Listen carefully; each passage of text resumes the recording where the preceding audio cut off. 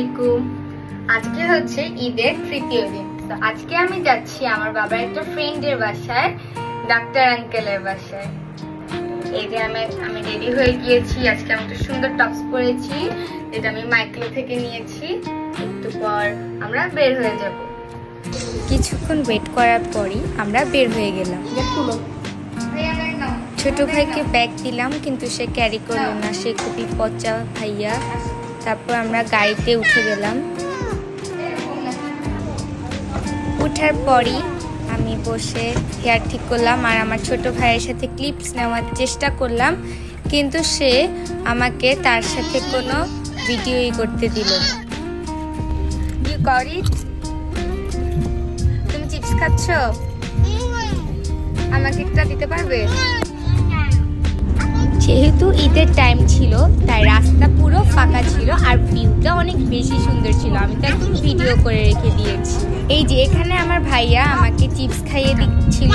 ও কিন্তু একটুও শেয়ার করে না, কিন্তু ওই দিন আমাকে শেয়ার করলো।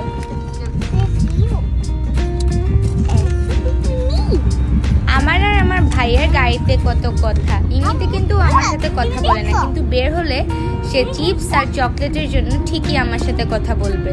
বন্ধুরা, আমরা 1 ঘন্টার মধ্যে পৌঁছে যাই তাইফুর আঙ্কেলের বাসায়। তাইফুর আঙ্কেল থাকে হচ্ছে উত্তরাতে। তারপর এই যে আমরা এখন উপরে উঠতেছি।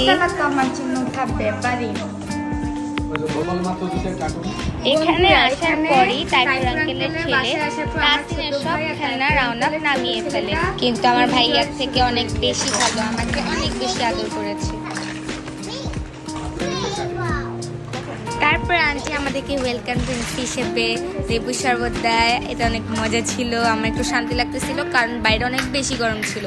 এইখানে দেখো সে কি করছে, তাসিন তো একদম ঝুলতেছে প্রত্যেকদিন লম্বা হওয়ার জন্য। তারপর আন্টি আমাদের জন্য অনেক ধরনের আইটেম করে, বেগুন ভাজি, তারপর মাছ ভাজি, রোস্ট, শাক, চিলি চিকেন, তারপর হচ্ছে পোলাও, খাসির মাংস, সালাদ। আন্টির প্রত্যেকটা খাবারের আইটেম অনেক বেশি মজাদার ছিল।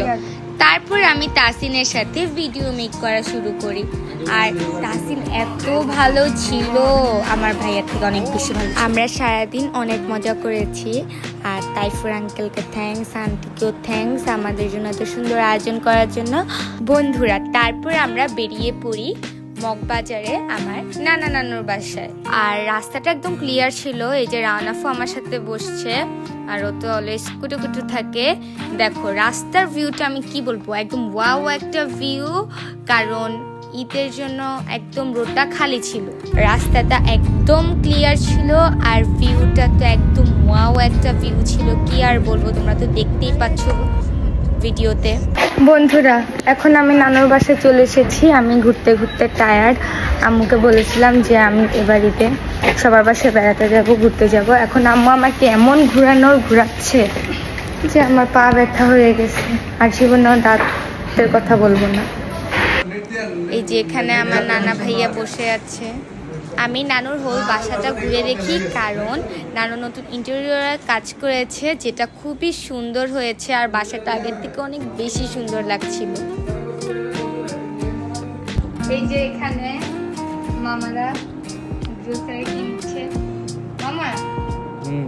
মামার জন্য গায়ে সাদা বউ দেখবেন, মামা বিয়ে করবে। এই যে তারপর এখানে নানু আমাদের জন্য আলু পরোটা, গরুর মাংস, রোস্ট, তারপর ভাজি, শ্যামাই, তারপর তরমুজ রেখেছে। আর নানুর চিকেনটা অনেক বেশি মজার ছিল। আমার সাথে কিন্তু আমার ছোট্ট ভাইও খেতে বসেছে। বন্ধুরা, আমার ডেইলি ব্লগ তোমাদের কেমন লাগে অবশ্যই আমাকে কমেন্ট বক্সে জানাবে।